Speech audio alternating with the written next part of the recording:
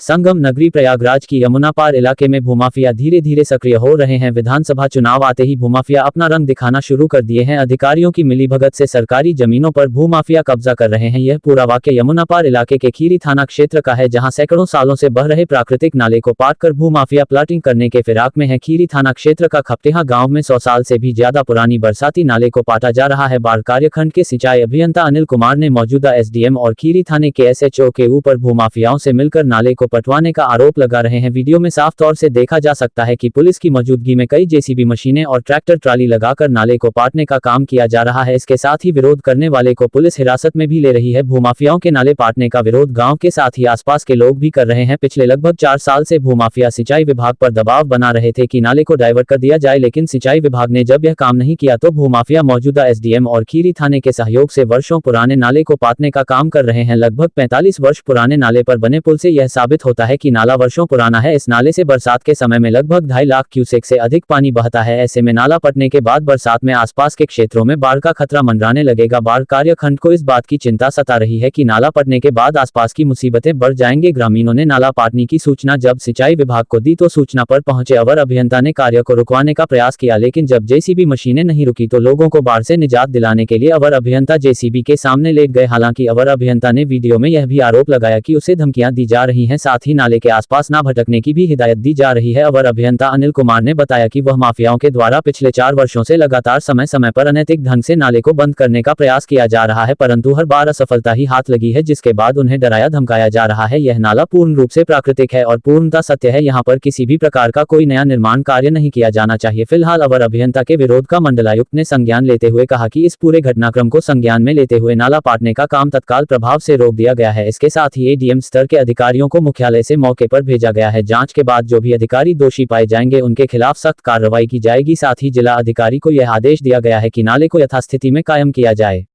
इसमें मिली भगत एसडीएम कोराव महोदय की है या सच्चो खीरी महोदय की है। इन लोगों ने मुझे फ़ोन करके सुबह भी धमकाया भी था कि आप साइड पे मत आना। देखिए किस तरह से अतिक्रमण किया जा रहा है और इस नाले को पाटा जा रहा है जो प्राकृतिक स्रोत है, 100 साल से बह रहा है। और इस पर हम लोग 4 महीने पहले हम लोग सीट सफाई का भी काम हम लोग करवाए थे।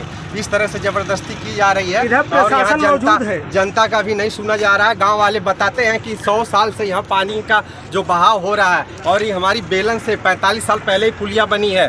पुलिया का लोग फोटो ये पहले की पुलिया बनी हुई है जो कि ये साबित करती है कि हमारा नाला 100 साल से इसी अलाइनमेंट में बह रहा है, इसी संरेखण में हमारा बह रहा है। लेकिन कुछ भूमाफियाओं द्वारा जमीन गलत तरीके से यहाँ लेके हमारे नाले को पाट के हमारी जमीन को नाले में प्लाटिंग की जा रही है और गांव की भी मंशा नहीं है कि इस तरह से काम हो।